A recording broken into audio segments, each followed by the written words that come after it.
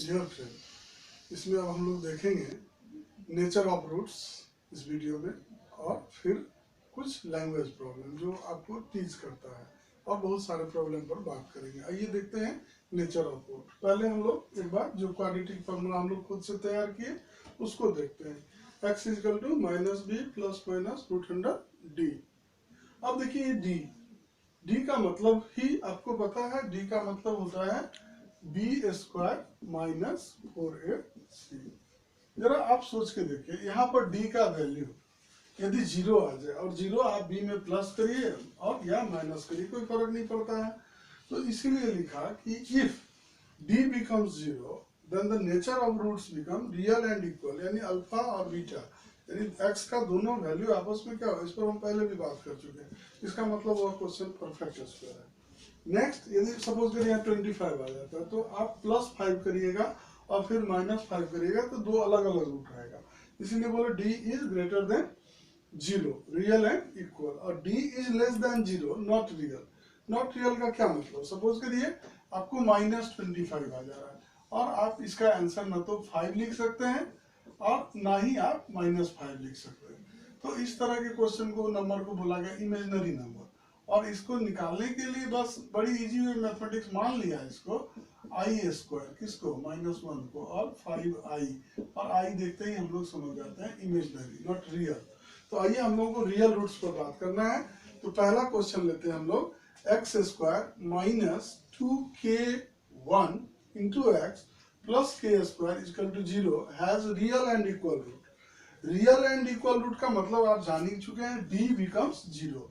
आइए D becomes zero करके देखते हैं कि क्या होता है।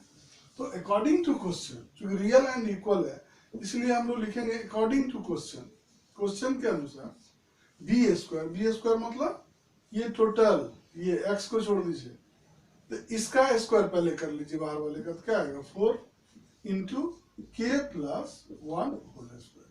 तो ये पहला काम हो गया आपको, क्या, बी स्क्वायर हो गया माइनस 4a का मतलब क्या, कुछ भी नहीं है तो 1 इंटू सी मतलब कांस्टेंट टर्म, यानी k square is equal to 0। According to question यही है। अब इसमें पहले तो सबसे पहला बात तो ये करिए कि ये 4 और ये 4 दोनों को आप दोनों टर्म को 4 से डिवाइड कर दीजिए, 4 खत्म हो जाएगा और उससे आगे बढ़ जाइएगा। देखिए क्या बना, के square plus 2k plus 1 minus के स्क्वायर इक्वल टू 0। ये और ये कैंसिल हुआ। अब +1 आपको राइट साइड भेजना है, तो क्या बनेगा 2k इक्वल टू -1 और k इक्वल टू -1/2। ठीक। अब देखते हैं हम लोग क्वेश्चन नंबर 2 को। उसमें भी दिया हुआ है रियल एंड इक्वल रूट। इसका मतलब क्या कि d बिकम्स 0। क्या, सबसे पहली बात, ये क्वाड्रेटिक इक्वेशन स्टैंडर्ड फॉर्म में है, तो आपका जवाब होगा नहीं, ये स्टैंडर्ड फॉर्म में नहीं है, यहाँ x नहीं है, ये स्टैंडर्ड फॉर्म में नहीं है। तो पहले आप स्टैंडर्ड फॉर्म में इसको ले आइए। क्वेश्चन नंबर 2, के एक्स स्क्वायर मल्टीप्लाई कर रहा हूं minus 2√2kx plus 10 equal to 0। अब देखिए यहां से a का वैल्यू पता चल गया आपको, k, b का वैल्यू पता चल गया आपको, और c का वैल्यू पता चल गया। तो हम लोग जानते हैं अकॉर्डिंग टू क्वेश्चन कि b square minus 4ac equal to 0।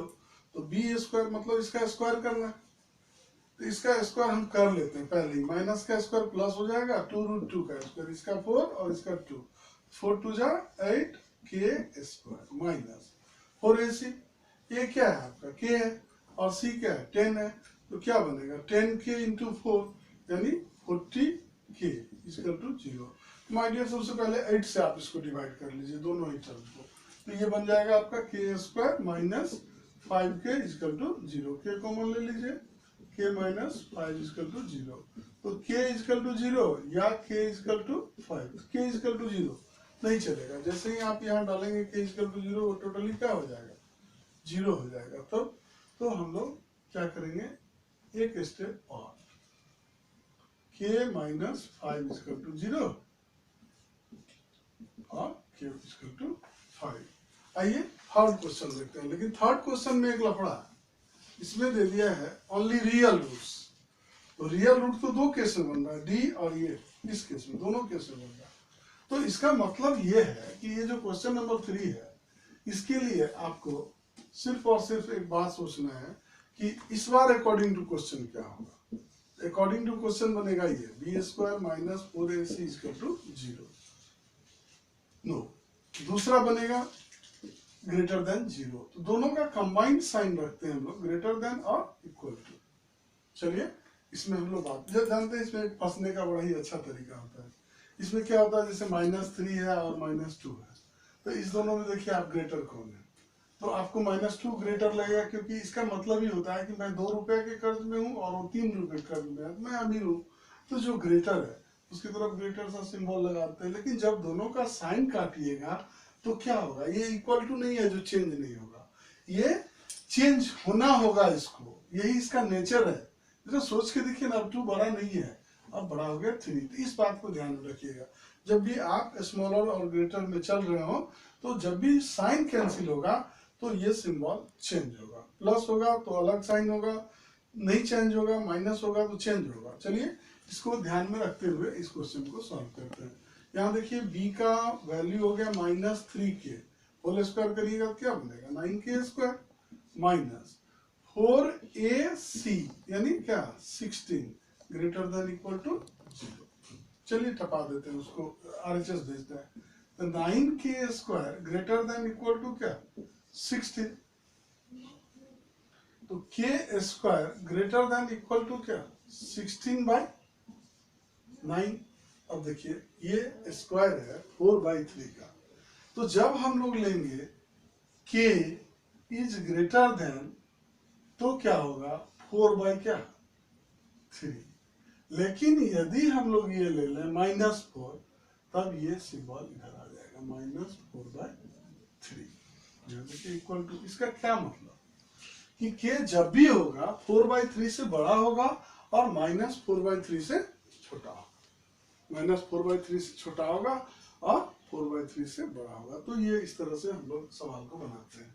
उसके बाद अब हम लोग देखते हैं कि लैंग्वेज प्रॉब्लम को कैसे सॉल्व करें।